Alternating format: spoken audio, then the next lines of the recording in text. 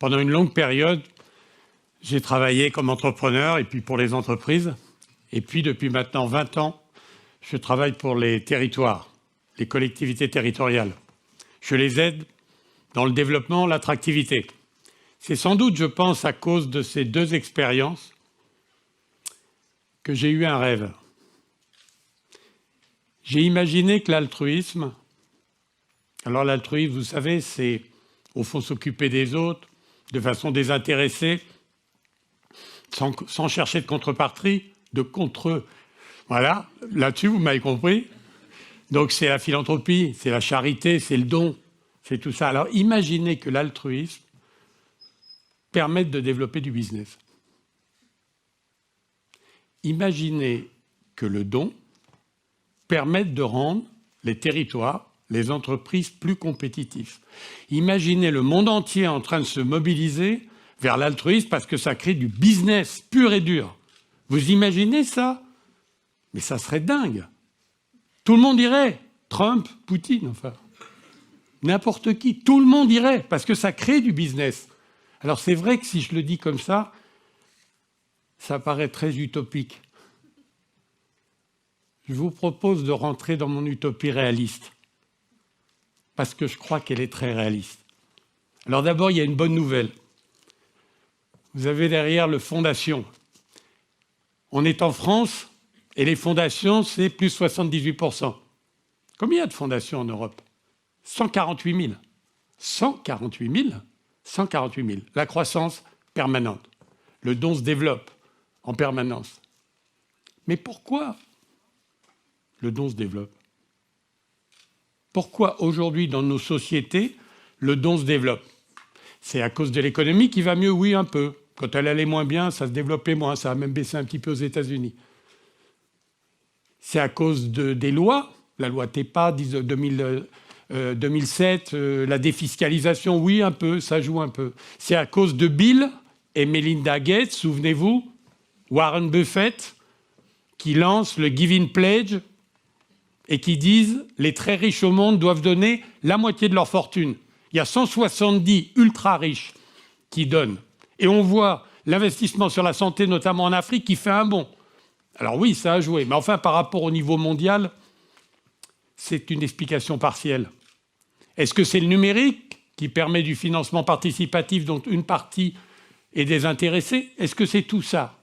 Est-ce que c'est la génération des millenniums qui est en train d'arriver et qui donne beaucoup plus que ma génération? Et ils sont en train d'exploser dans les chiffres parce qu'eux, ils considèrent que donner, c'est naturel. C'est ça la raison pour laquelle le don augmente? C'est pas ça la raison. Ça joue, bien sûr. La vraie raison, c'est parce que ça crée du sens. Winston Churchill, il disait « Nous gagnons notre vie avec ce que nous recevons, mais nous donnons du sens à notre vie avec ce que nous donnons. » Mais vous, moi, tous, lorsqu'on donne, bien sûr que c'est du sens, bien entendu que c'est du sens. C'est peut-être même un peu plus que du sens. Une sorte de couteau suisse très performant quand on part du don. Qu'est-ce qu'on fait avec du don? On donne une vision. Quand on est dans une entreprise et qu'on donne la vision, quand on donne le sens, qu'est-ce qui se passe immédiatement? Immédiatement, libère les énergies, les gens se mobilisent. Le sens, c'est de la mobilisation. Et puis, ça fédère. Quand on se met tous sur une cause commune pour un bien commun et qu'on fait quelque chose, souvenez-vous, quand vous l'avez fait, on est tous fédérés. Là, il n'y a plus de clivage, on est tous ensemble. Mais il n'y a pas que ça. Le don, si j'interroge un expert de marketing, le sens, il me dit « Ah ben le sens, c'est ce qui fait acheter. » Ah bon? Le sens, c'est ce qui fait acheter? Mais oui, si j'achète un yaourt et qu'en plus on me propose de faire quelque chose de bien, qui me valorise, qui dit à mon entourage « Je suis un type bien parce que je fais ça en plus et je reverse tant ou je fais ça », est-ce que ça fait acheter? Oui, ça fait acheter. Toutes les études le montrent. Vision, mobiliser, fédérer, acheter, vous imaginez, mais il n'y a pas que ça. Est-ce que ça lève des fonds? Savez-vous, mesdames et messieurs, combien il y a d'argent disponible en cash à l'instant où je parle dans les fondations américaines et européennes? Je ne parle même pas de l'Asie. Combien? 1600 milliards. 1600 milliards à l'instant où je vous parle sont disponibles en cash Si ça ne fait pas lever des fonds. Mais alors, je regarde tout ça, je me dis, mais c'est extraordinaire. Le don, le sens, il fait tout ça. Mais quel est le problème des entreprises aujourd'hui? Mobiliser, donner une vision, fédérer, aider à vendre. Et les problèmes des territoires, et les élus avec qui je travaille depuis 20 ans, quel est le problème qu'ils ont? Il n'y a pas de vision. On n'arrive pas à mobiliser les acteurs, et c'est des fonctionnaires parfois qui font les stratégies. Et les acteurs du territoire ne sont pas mobilisés. C'est ça le problème des territoires. Et vous-même, citoyens, souvenez-vous de votre attitude. Il n'y a pas de sens. Vous voulez du sens. Les consommateurs veulent du sens. Les salariés veulent du sens. Tout le monde veut ça. Mais alors pourquoi les entreprises ne l'utilisent pas? Puisque ça fait tout ça. Pourquoi les territoires ne s'adressent pas à l'altruisme pour trouver le cash qu'ils n'ont plus? Il n'y a plus d'argent dans les collectivités. On n'arrive pas à financer. On a toute la télévision, toute la journée qui nous dit les hôpitaux, les restos n'ont pas assez, l'explosion. Il n'y a pas d'argent. Pourquoi on n'utilise pas pour créer de la valeur? Ah, le mot est lâché, mais parce que vous et moi, quand on vous dit altruisme, don, charité, vous dites c'est une valeur humaine. Mais ce n'est pas de la valeur économique. C'est quoi la valeur économique? Mais moi, chef d'entreprise, je dis, mais non, l'altruisme, c'est bien. On va peut-être faire une opération pour souder le personnel, mais on ne va pas créer de la valeur avec ça. Il y a un grand gourou américain, Michael Porter, il s'appelle, qui lui a travaillé sur la chaîne de valeur. Il dit, si vous voulez, dans un territoire, par exemple, créer de la valeur, vous rassemblez les entreprises, vous mettez de l'innovation et vous créez ce qu'on appelle des clusters, ou des pôles de compétitivité, si vous voulez. Ça, c'est créer de la valeur. Et dans une entreprise, créer de la valeur, on sait ce que c'est. Faire un prix plus bas, il a dit, ça, c'est créer de la valeur. Faire une innovation, un nouveau service, on crée de la valeur. Mais l'altruisme, ça crée de la valeur. Mais mon pauvre, l'altruisme, ça ne sera jamais un avantage compétitif. Comment voulez-vous que l'altruisme soit un avantage compétitif? Jamais il ne sera. Eh bien, moi, je pense qu'il se trompe. L'altruisme, c'est non seulement de la création de valeur, c'est un avantage compétitif. Je sens bien que vous avez des doutes. Eh bien, je vous propose de partir avec moi dans un petit voyage. Je suis à Londres, je suis à New York, à Paris, et je veux partir en week-end, comment on dit, un week-end romantique avec ma femme. Alors, je pars en week-end romantique parce qu'on s'est engueulé, parce que j'ai des trucs à me faire pardonner, enfin, peu importe la raison. Ce qui est sûr, c'est qu'on veut partir en week-end romantique. Et donc, qu'est-ce que je fais? Je fais comme vous, je vais sur Internet, je vois des hôtels. Voilà, je sélectionne. Je sais que la carte bleue va chauffer parce que j'ai beaucoup de trucs à me faire pardonner. Donc, je prends des hôtels un peu luxueux. Là, j'en ai trouvé 2 juste à côté, là. Parce qu'évidemment, la Provence, on est en Provence, c'est formidable pour partir. Donc, je vais là, à l'Île-sur-la-Sorgue. Vous savez, ce village avec les antiquaires, des roues et tout ça. Et donc, je vais là pour mon week-end. Je suis devant mes 2 hôtels, je regarde mes homepages, j'ai regardé dedans, et je dis, tiens, il y a un truc curieux là. Alors, j'appuie, je me dis, mais c'est quoi ce petit macaron qui est à gauche? Et là, tout d'un coup, il y a un truc, je passe la souris dessus, un truc qui s'ouvre, et là, il y a écrit quoi? Nous sommes fiers d'avoir rejoint le club Entreprises Positives, des partenaires de la Fondation de l'Île-sur-la-Sorgue, en mettant en œuvre une démarche citoyenne et durable du développement de notre territoire, c'est l'hôtelier qui me parle, et en construisant un tourisme positif qui favorise l'altruisme et la rencontre entre les visiteurs et les habitants, nous participons à la réussite de notre rêve collectif de construire, de faire de notre ville le modèle de la ville idéale de demain. Waouh! Alors, je ne crois pas que c'est ça qui va me faire forcément acheter. Enfin, je me dis, dis donc, cette ville... En plus, moi, je suis touriste, je veux aller là-bas. On me promet de rencontrer des habitants, de partager, etc. Je me dis, ouais, c'est sympa. Puis cette ville, durable, positive, sympa. Belle image. Voilà. Mais bon, ça ne me change pas mon élément. Je dis, tiens, c'est marrant, ils sont tous engagés dans cet élément. Et je dis, bon, alors il faut que je sélectionne ma chambre. Alors, qu'est-ce que je fais? Je regarde ma chambre, je fais comme vous, je vais dessus, puis je dis, voilà, 540 €. Ah oui, la carte bleue va chauffer. Pour 2 jours, effectivement, c'est pas donné. Mais enfin, bon, encore une fois, je vais régler quelques problèmes, donc ça va être impeccable. Confirmer ma résa, qu'est-ce que je fais? Je confirme. Et là, on me dit, on vous remercie d'avoir réservé. Et puis, il y a une nouvelle fenêtre qui s'ouvre. Et là, il y a écrit quoi? Entreprise positive, nous sommes heureux grâce à vous. Ça s'adresse à moi, je suis devant mon écran. Grâce à vous, nous sommes heureux de reverser 3 € pour soutenir des projets touristiques innovants et d'intérêt général. Dites-nous où vous voulez, dans ces 3 projets qui sont là en dessous, que votre argent aille. Alors je regarde ces 3 projets, on me propose quoi? Vous vous rendez compte, je venais de réserver 540 €, j'ai fait mon virement d'argent et tout d'un coup on me dit, l'hôtelier, je prends 3 € et je finance, et où vous voulez-vous? On me demande mon avis à moi. Ah ben je dis mes 3 €, attendez, puisque vous prenez mes 3 €, on me propose de fournir de l'électricité pour les roues. Ils vont brancher de l'électricité sur les roues pour fournir gratuitement de l'électricité. Ça, c'est le premier choix. On me propose de mettre Internet gratuit, ce qu'on appelle le LiFi. Vous savez, c'est les ampoules. Toutes les ampoules de la ville fournissent gratuitement de l'Internet. Où que vous soyez dans la ville, vous ne le payez pas, il est gratuit, ça passe par l'électricité. Formidable, c'est un truc très innovant. Ou troisième solution, il y a un petit train de touristique électrique. Moi, je suis touriste, je viens dans cette ville. On aurait pu me dire, pour soutenir des projets touristiques qui améliorent votre séjour, ou qui l'amélioreront demain. Je me dis, c'est super sympa, mais moi, mes 3 €, je voudrais qu'ils aillent à la roue électrique. Moi, je voudrais, ça, je trouve ça vachement sympa de faire de l'électricité gratuitement avec les roues qui tournent et l'eau. OK, moi, je voudrais que mes euros aillent là, mes 3 €. Alors, je clique dessus, oui.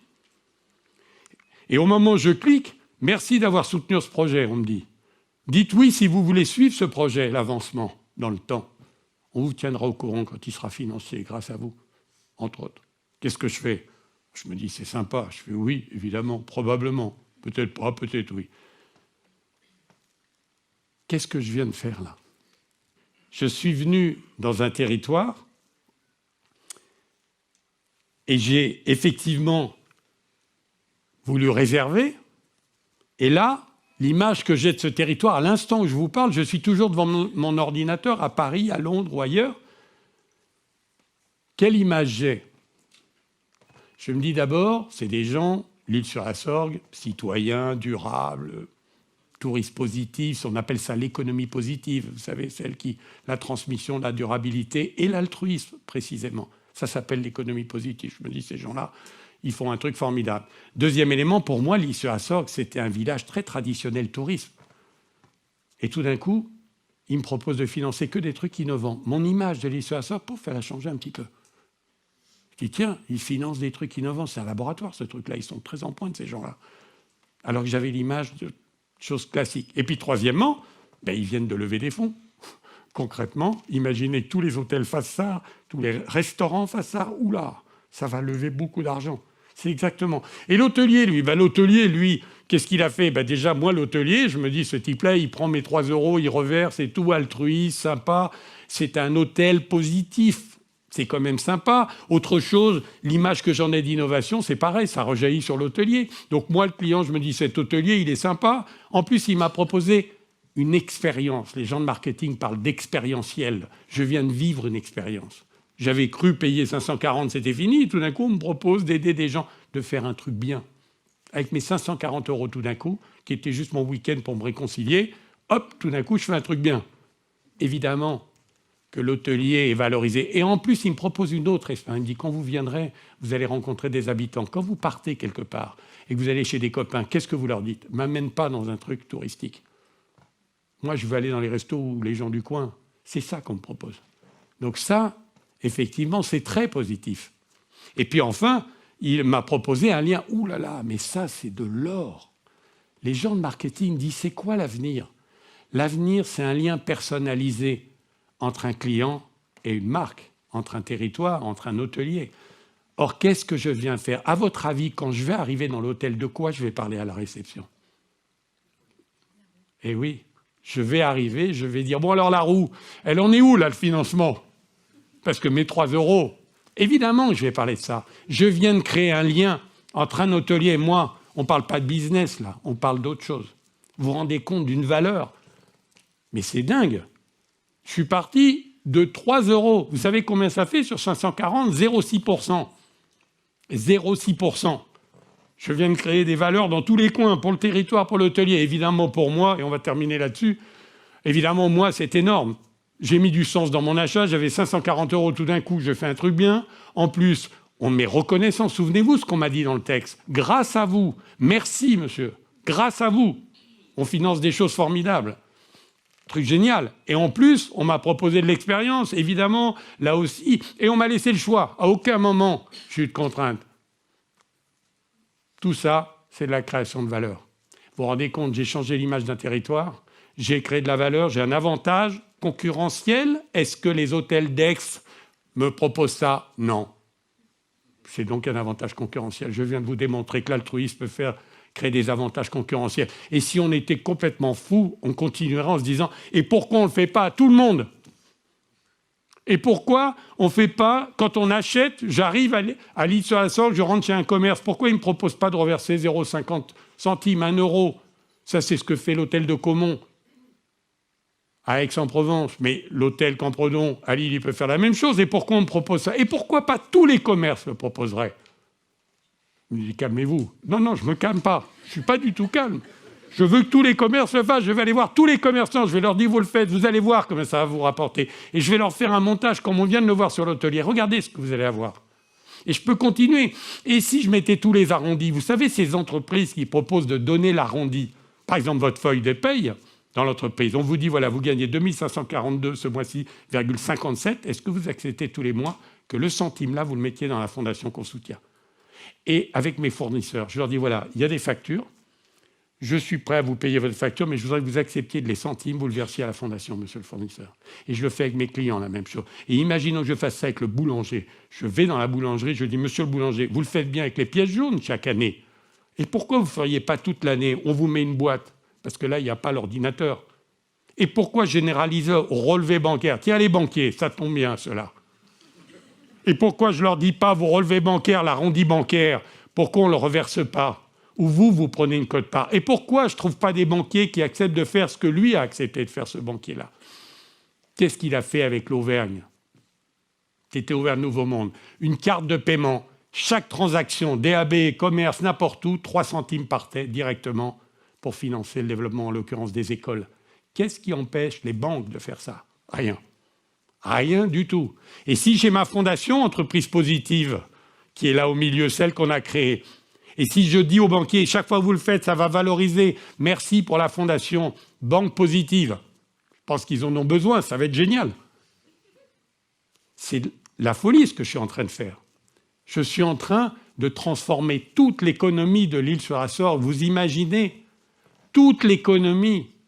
Allez, on n'en prend que 20% qui acceptent. J'ai un rêve fou, c'est de trouver un territoire qui accepte de faire ça. Qui disent « Allez, je suis pilote, je le fais ». Eh bien, ils viennent de démarrer ce territoire. C'est à l'Île-sur-la-Sorgue, juste à côté.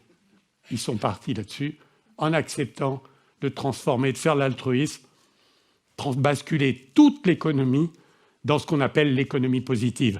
Mais vous êtes dans cette salle. Vous allez voir vos territoires, vous allez voir vos élus, vous allez voir vos entreprises et vous leur dites « Faites ça, on va créer du business. Je vais vous démontrer que l'entreprise va être plus rentable. C'est un rêve fou, mais vous allez le faire avec moi. Et si on refuse que vous le fassiez, alors venez nous aider, on le fera à Lille. » Je vous remercie de votre attention très positive.